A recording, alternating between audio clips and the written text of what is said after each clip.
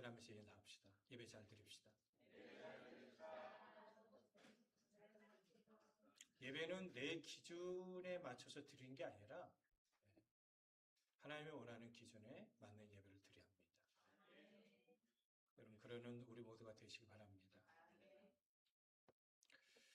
우리는 이 시대를 잘 분별해야 한다는 그 말씀을 지금 네 번째 시간 살펴보고 있어요. 여러분, 시대를 잘 보면서 우리 신앙생활을 더 잘해야 할 줄 압니다. 아멘. 점점 주님께서 오실 날이 다가오기 때문에 영적으로 깨어서 준비하지 않으면 우리 구원받기 어렵습니다. 더 깨어 시대를 잘 분별해서 신앙생활에 열심을 다하는 우리 모두가 되시기 바라고요. 특히 여러분들 신앙생활은 나에게 초점 맞춰지면 여러분 100% 넘어집니다. 내 상황은 사람마다 다 달라요. 여러분, 하나님께서 어떤 특정 이렇게 여러분 건강하고 삶이 평안한 사람을 위해서 성경을 쓰지 않으셨어요. 하나님은 각자의 상황들이 다 다르지만 하나님께서 정말 우리를 사랑하는 마음으로 하나님의 말씀을 쓰신 거예요. 그러면 우리는 나에게 맞추면 여러분 신앙생활은 안 돼요. 오직 하나님 말씀에 맞춰야 하는 거예요. 시대를 잘 분별하는 우리 모두가 되시기 바랍니다. 필리핀에 전도 유명한 조나단 시아라는 청년이 있었습니다. 참 젊고 어때요? 좀 잘생기면 잘생겼다고 표현하고 잘생겼어요?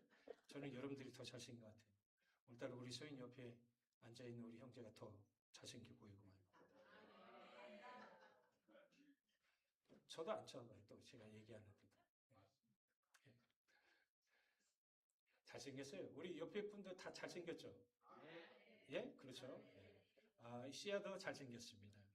근데 안타깝게도 2024년 1월 23살 나이로 죽어.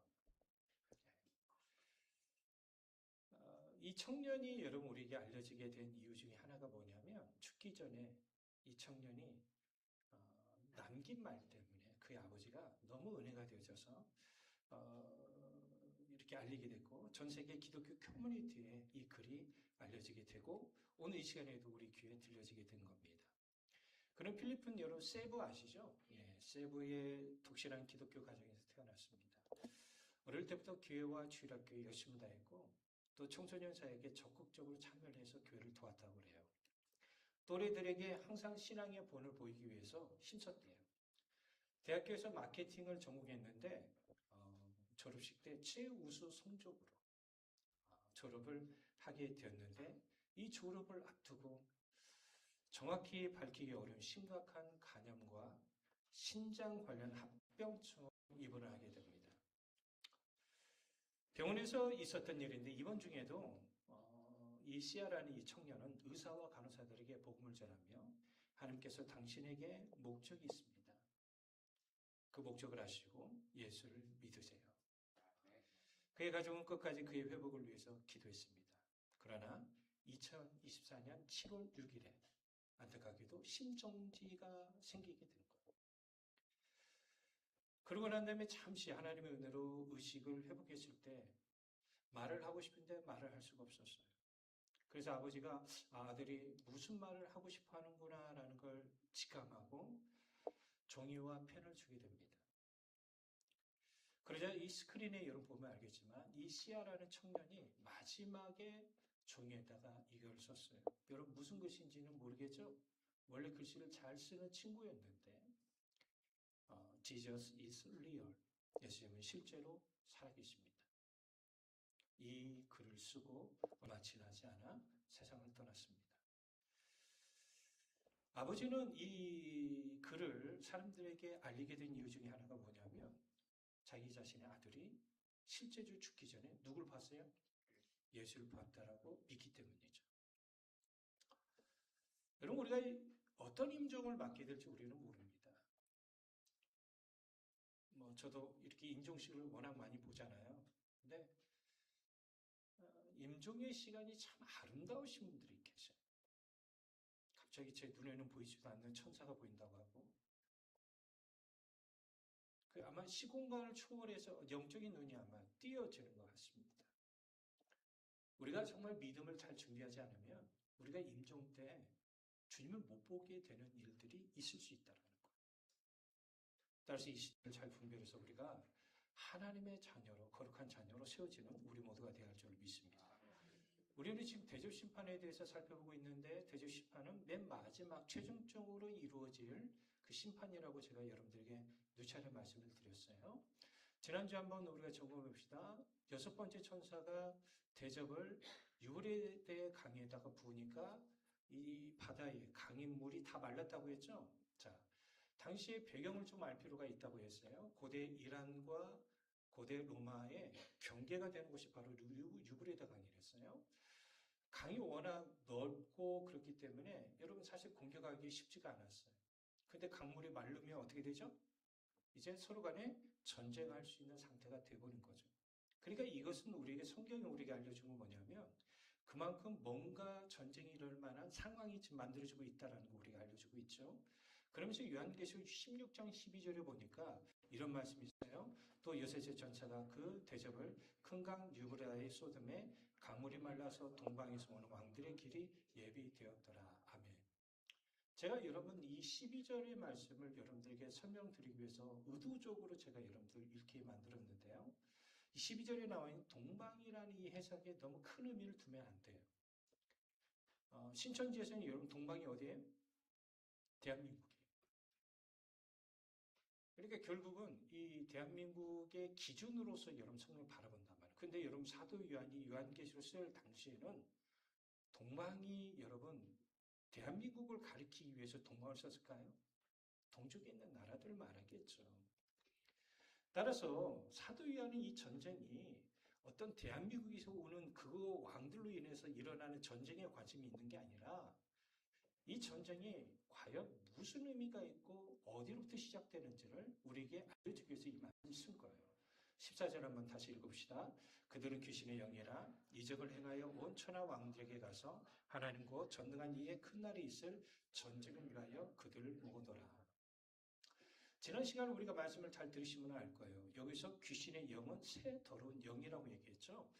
이 새 더러운 영을 받은 자들은 이적을 베푼다고 했어요. 그런데 여러분들 우리가 기독교 안에서 예수 안에서도 여러분 이적의 현장들이 이적이 일어나요. 그래서 지금도요. 저희 최근에 들었던 목사님을 통해서 안 사실이 암 말기 환자가 하나님의 은혜를 간절히 구했대요. 왜냐하면 병원에서 여러분들 치료받을 수 있는 방법이 없잖아요. 뭐 평소에도 기도 생활을 잘했다고 그래요. 근데 도침 앞에 간절히 기도하는데 갑자기 이 목사님에게 연락이 왔어요. 목사님, 제가 암이 지워졌대요. 할렐루야. 지금도 그런 은혜가 있어요. 그래서 이분이 바로 결단한 거예요. 남은 인생 하나님께서 주님을 위해서 살라고 나에게 생명을 플러스로 주셨습니다. 내가 주님을 위해서 더 살겠습니다라고 하나님 앞에 자기 삶을 드렸다고 하더라고요. 제가 그 이야기 들었을 때 얼마나 흐뭇했겠어요. 그죠? 그런데 타종교에서도 이적이 일어나요. 자, 마태복음 7장 22, 23절에 그렇게 얘기하죠. 그날에 많은 사람이 나더러 이르되 주여 주여 우리가 주의 이름으로 선지한 노릇하며 주의 이름으로 귀신을 쫓아내며 주의 이름으로 많은 권능을 행하지 아니하였나이까 하리니 그때 내가 너희에게 밝히는 내가 너희를 도무지 알지 못하니 불법을 행하는 자들아 내게서 떠나가라 하리라. 아멘. 이 사람들이 이적을 일으킨 것은 예수 그리스도와 전혀 상관이 없는 자들이에요. 예수님께서 왜 우리에게 이적을 베푸시죠? 그것을 통해서 복음의 능력을 경험하게 하고 구원의 소망을 누게 주라 주 예수께 두려라고 우리에게 이적의 은혜를 주시는 거예요. 따라서 어떤 우리 눈에 보이는 이적이 일어났다고 해서 그것이 다 하나님의 능력을 힘입어서 했다라고 우리가 생각하면 안 된다는 거죠. 그러니까 이들을 모아요. 자, 근데 이 이적을 행하는 자들이 온 천하의 왕들에게 보냄을 받아요. 왜 보냄을 받습니까? 그 목적이 14절 뒤에 나와 있어요. 우리 다시 한번 14절 읽어보면 언더라인 쳐져 있는 부분이 있을 거예요. 자, 우리 14절 한번 보여줄까요? 14절. 자, 언더라인 쳐져 있는 부분 한번 읽어볼까요? 하나님 곧 전능하신 이의 큰 날에 있을 전쟁을 위하여 그들을 모으더라. 여러분 요한계시록에서 큰이라는 단어가 들어가 있으면 거의 최후에 일어날 일들에 대해서 우리 얘기하고 있어요.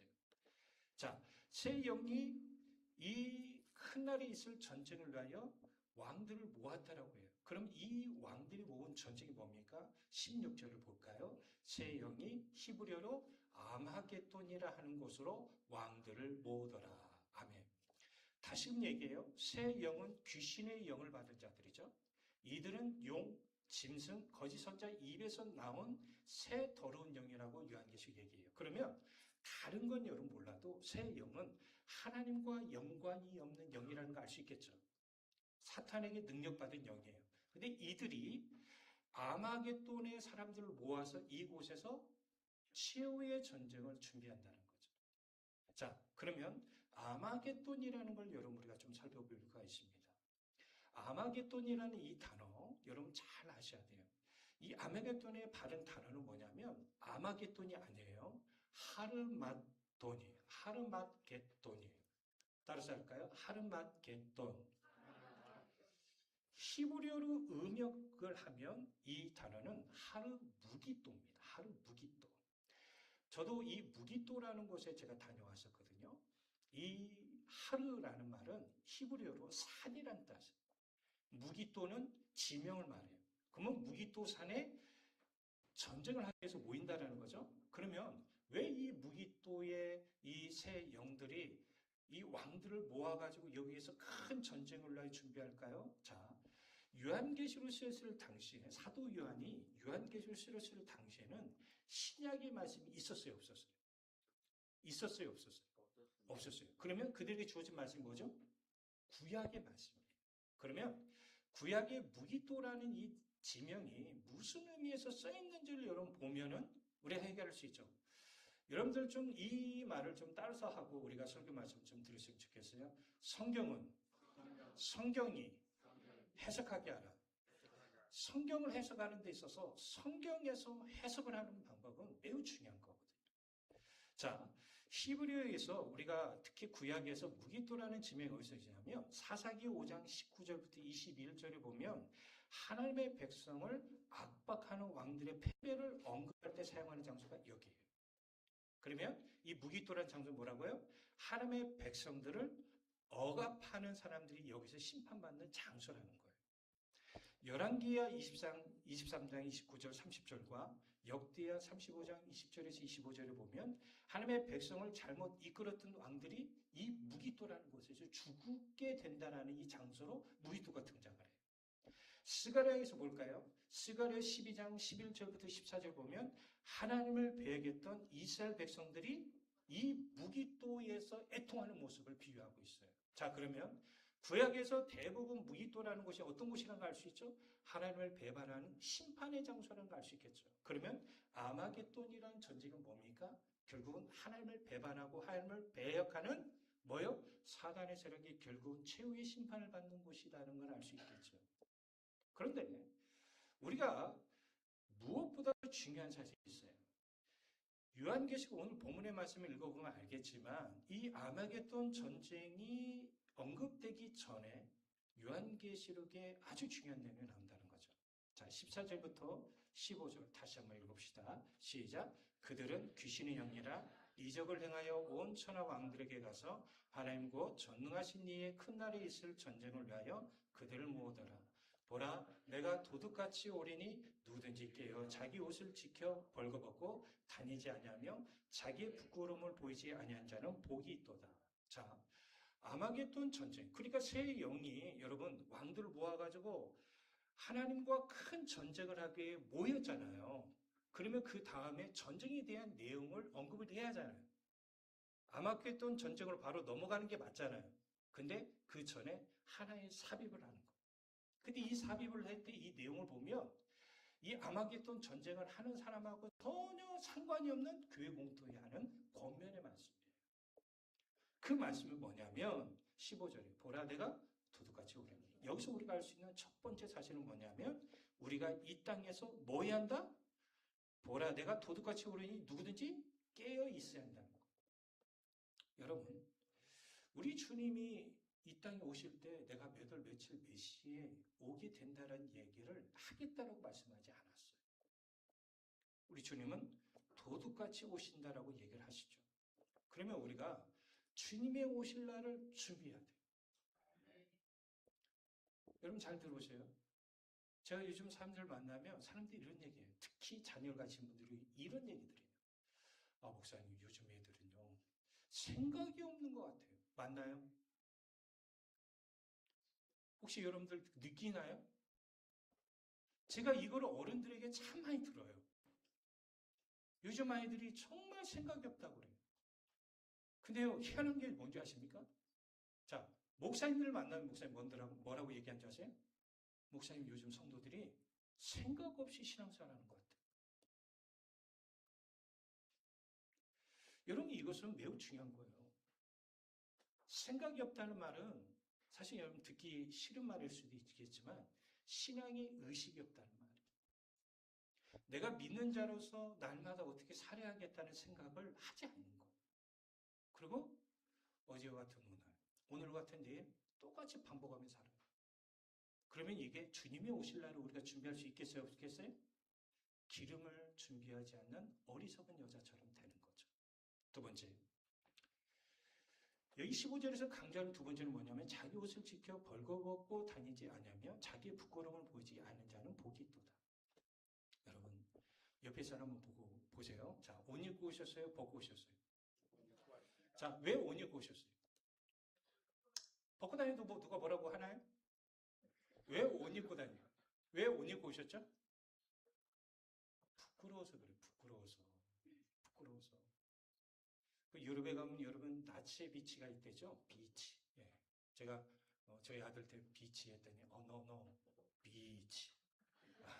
이렇게 해야 해변이 된다고 얘기하더라고요. 그래서 죄송해요. 이게 작게 하면 욕이 된다네요. 비치. 누드 비치가 있단 말이에요.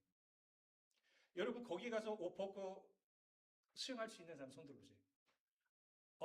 한 명 나오셨어요? 예. 대단하시네요. 저는 못할 것 같아요. 예. 사실 우리가 부끄러워서 그런 거잖아요. 부끄러워서. 예. 그러니까 이 말은 무슨 말이냐면 정말 자기 옷을 지키는 자는 구약의 의미에서 우리가 살펴본다면 우상에 동참하거나 하나님께 범죄한 이스라엘을 얘기할 때 이 말이 쓰인다는 거죠. 그러니까 결국은 자기 옷을 지키는 자는 우상 숭배하지 않는 거예요. 여러분 우리는 내가 어떤 행동을 하면 내 마음과 생각이 있는 것에 의해서 이끌려가는 거예요. 예를 들어서 내가 기도해야겠다. 그러면 내 몸은 어디로 가죠? 기도의 장소를 찾아서 나오게 돼 있어요. 근데 내 몸이 한없이 요즘 굉장히 무덥잖아요. 지치잖아요. 그러면 쉬고 싶다.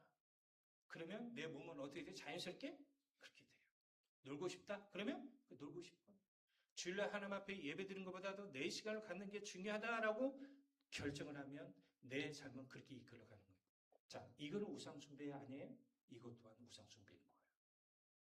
따라서 우리가 오직 믿음, 오직 말씀, 오직 하나님의 은혜로 살겠다라는 마음으로 날마다 부단한 노력을 하지 않는다고 한다면 우리는 자기 옷을 지키는 삶을 살기가 사실 만만치 않은 싸움이 우리 삶 가운데 있다는 것이죠. 주님은 이 땅에 오실 때까지 끝까지 신앙을 저버리지 않는 우리 모두가 되시기 바랍니다. 그러면 우리가 영적인 전쟁의 아마겟돈에 대해서 좀 더 살펴보기 원합니다. 첫 번째로 아마겟돈 전쟁은 마지막 때인 예수님의 재림 때에 일어날 전쟁이라는 거죠. 자, 여러분 우리가 요한계시록에 나와 있는 말을 잘 보면 이 문구가 구약에서 나왔다는 걸 여러분 잘 알 수 있어요. 그러면 요한계시록 해석을 할 때 구약이라는 뭐가 필요해요? 도구가 필요한 거예요. 스바냐 1장 14절을 보니까 여호와의 큰 날이 가깝도다. 가깝고도 빠르도다. 여호와의 날의 소리로다. 용사가 거기서 심히 슬피 우는도다. 스바냐 선지사가 우리에게 전하는 이 날은 어떤 날이냐면 최후의 종말의 시점이 일어날 일에 대해서 얘기하는 거예요. 근데 안타까운 건 뭐냐면 이 날에 심히 우는 자들이 있다 없다? 있다라는 거죠. 근데 안타깝게도 신앙생활을 수십 년 동안 하고 목사의 직분을 받았음에도 불구하고 이런 일을 경험할 자가 있다는 거죠. 그러니까 우리가 하나님의 말씀을 제대로 읽고 묵상하고 배우고 이 말씀대로 살아간다고 한다면 사실은 내 삶의 모습이 보여요. 왜 한국교회가 어려워진 줄 아십니까? 나를 안 보고 다른 사람은 보기만 했던 거. 그리고 이 머리로 아는 것을 통해서 신앙생활을 하였던 거예요. 제가 오늘 새벽에도 여러분 그런 말씀을 드렸었는데요. 자, 우리 부모님 세대의 신앙의 모습을 한번 여러분 봅시다. 저희 아버지는 대학을 나오셨고 저희 어머니는 대학을 안 나오셨어요. 근데 자, 여러분들 부모님들 한번 생각해 봅시다. 자, 학교 어디까지 나오셨어요? 초등학교 졸업도 있고요. 중학교 졸업도 있고요. 그렇죠? 우리 손자 권사님 어디 나오셨어요? 예. 그냥 한번 물어봤어요. 대부분 다 그랬어요.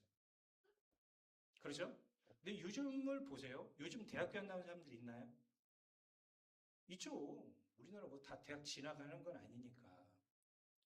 자, 예전에 우리 부모님이 신앙생활 때 그분들과 지금의 세대를 보면 누가 훨씬 똑똑해요? 제가 식당에서요, 제 옆에서 식사하는 한 4살짜리로 보는 아이인데요. 부모 도움 없이도 탭을 다 해요. 얼마나 똑똑한지 몰라요.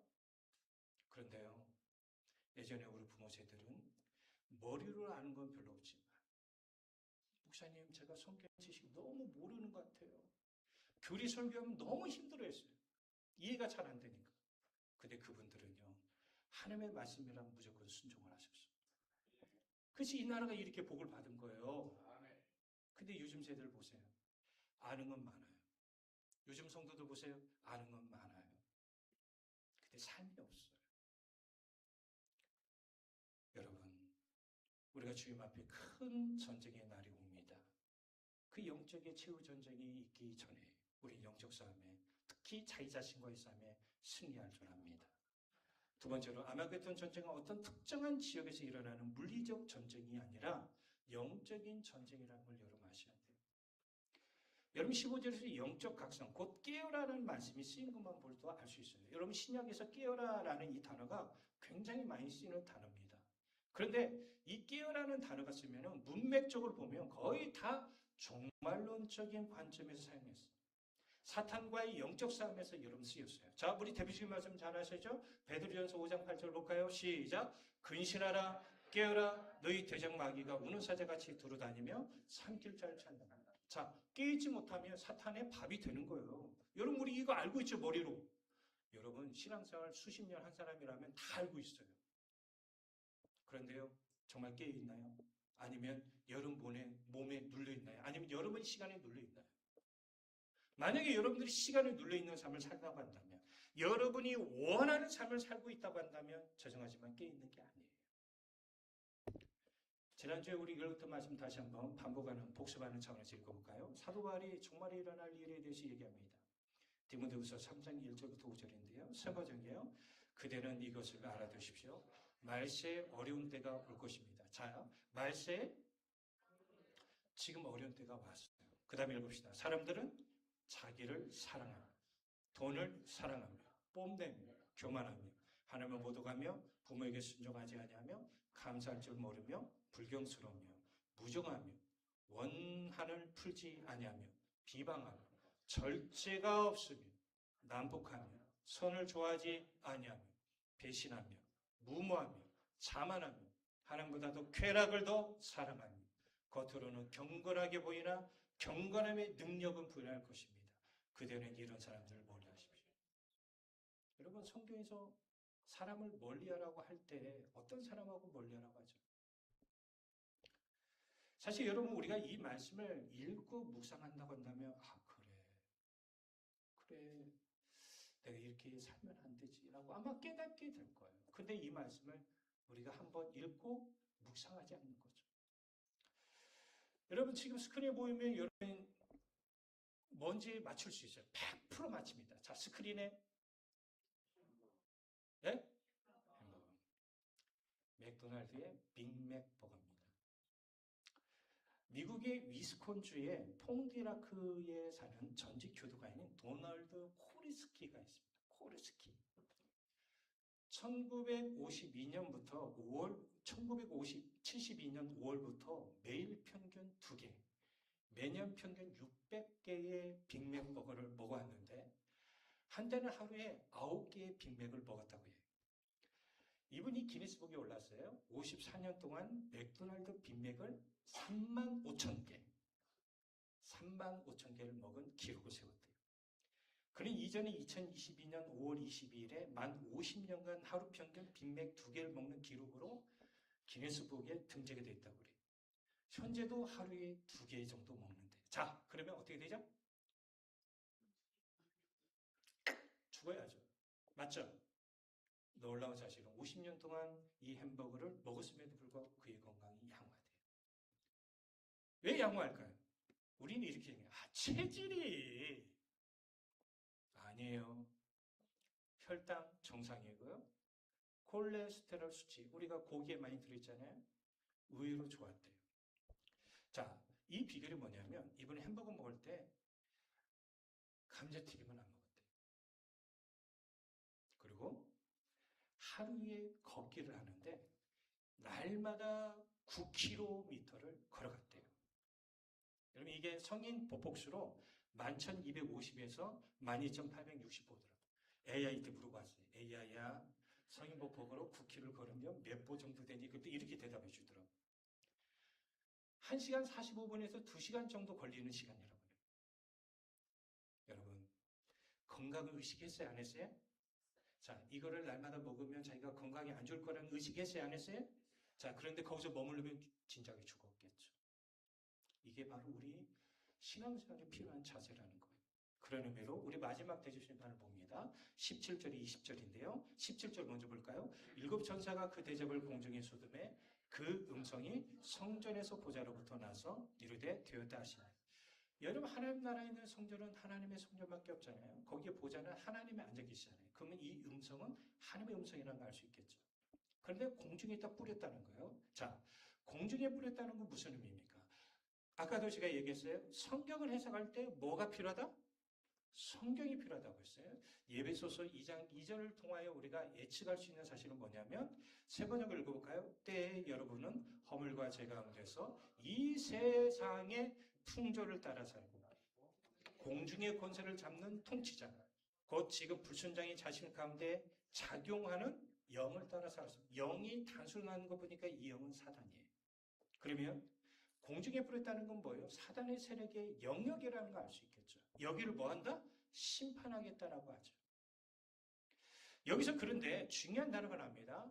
우리 방금 읽었던 말씀에 큰 음성이 어디서 나와요? 성전의 보좌로부터 나와서 이르되 되었다라고 해요. 되었다라는 이 헬러 단어가 끝이 났다라는 의미를 가지고 있어요. 그러면 여러분 이 7번째 대접 심판은 무슨 말이에요? 이제 최종적인 심판을 하나님께서 행하신다는 거죠. 18절 읽어볼까요? 번개와 음성들과 물의 소리가 있고 또 큰 지진이 있어 얼마나 큰지 사람이 땅에 있어 온 이래로 이같이 큰 지진이 없었더라.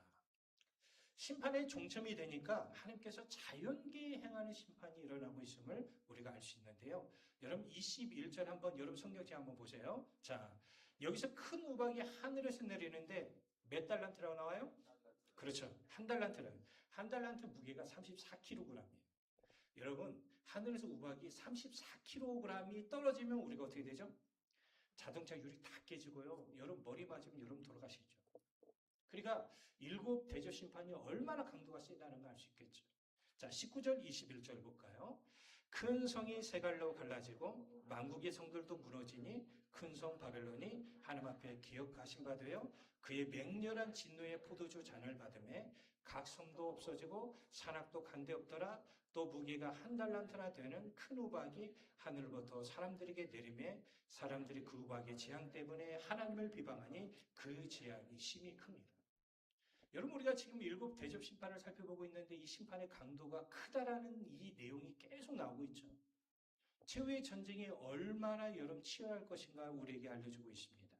자, 19절 중반절을 보니까 큰 성 바벨론. 바벨론은 구약에 나와 있는 바벨론이지만 사도 요한이 요한계시를 쓸 때 당시에 바벨론은 어디로 했죠? 로마 제국이라고 했어요. 로마. 그러면 이 로마 제국이 하나님 앞에 뭐가요? 기억하신 바 돼요. 그러면 우리가 그러잖아요. 어떤 행위를 했을 때 우리에게 어떤 어려움이 없어요. 그러면 그 어려움이 없으면 하나님이 그래서 나를 불쌍히 여겨주신갑다라고 우리는 착각을 해요. 그런데요. 우리가 하나님 앞에는 생명책이 있지만 기념책도 기억해 있어요. 하나님이 우리의 모든 것들을 다 아시잖아요. 우리 머리카락도 다스림 받으시고 심지어 우리 마음의 중심에 어떤 마음을 가지고 있는지 우리 하나님은 다 아시죠. 여러분 바벨론이 구약에서 하나님의 심판을 말미암아 그들에게 멸망을 당했잖아요. 하나님께서 메대를 일으키시고 바사를 일으켜서 하나님이 바벨론을 무너뜨린 것처럼 로마도 너무 교만했던 거죠. 하나님께서 그들이 했던 행동을 다 기억하시는 거죠. 때가 되면 하나님께서 그들을 뭐 하는 거죠? 심판하는 거예요. 자, 그러면 이들이 했던 게 뭐냐니까 두 가지입니다. 하나님을 대적하고 예수를 믿는 자들을 핍박했어요. 그래서 여러분 로마 시대 때 황제 숭배하지 않는 그리스도인들이 얼마나 많게 잔혹하게 죽었는지 아십니까?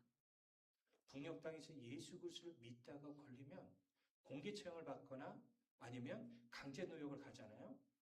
지금 여러분들 그 하는 행위를 하는 사람들에 대해서 하나님 모르는 것 같지만 때가 되면 다 갚으십니다.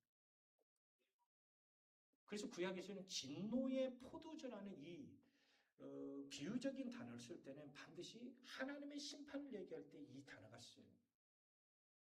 그래서 20절의 심판의 결과로서 각 성도가 각 섬이 없어지고 산악도 강대 없어진다는 사실 우리에게 알려주고 있죠. 그런데 구약에서 보면 여러분 자연계가 전부 다 없어질 때는 최후의 하나님의 심판으로 말미암아 이루어지고 있다는 거 우리가 알려주고 있죠.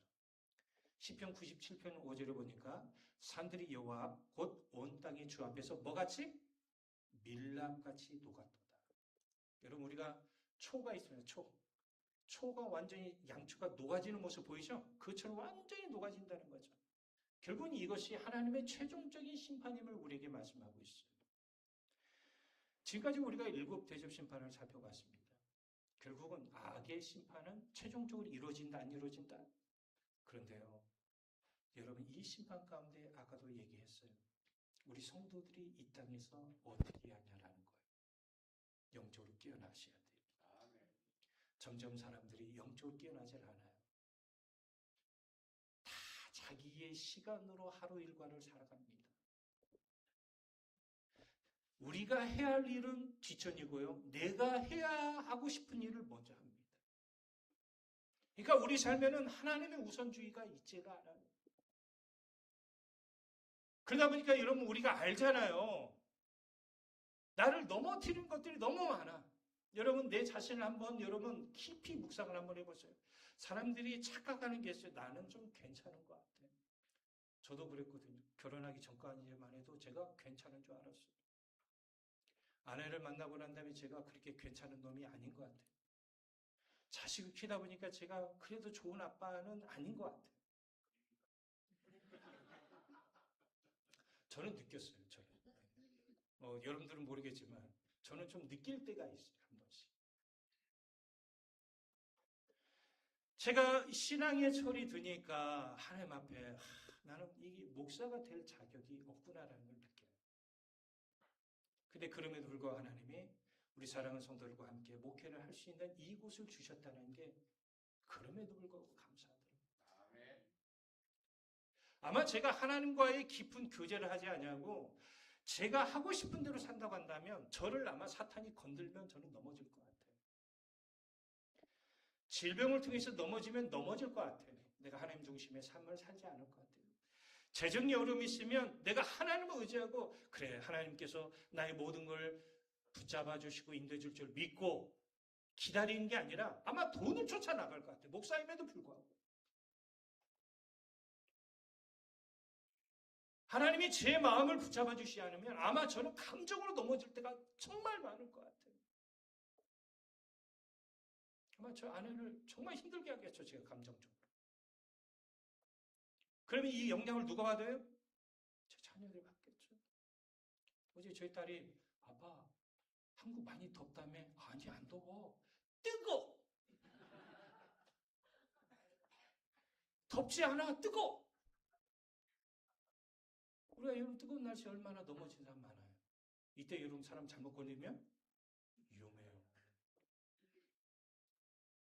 그러니까 우리가 하나님과의 깊은 연관 속, 이 관계 속에서 교제를 하지 않으면 넘어져요.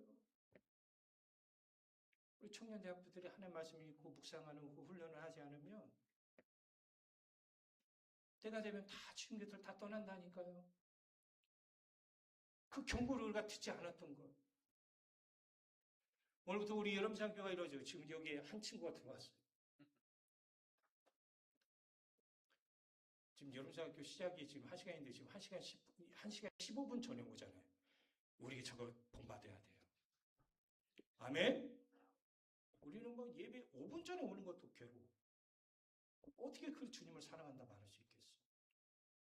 근데 이 아이들이 여름상교를 통해서 주님을 만나고 주일학교를 통해서 주님 만날 훈련이 되지 않으면 이들이 때가 되면 여러 하는 말씀이 있겠습니까? 천만의 말씀입니다.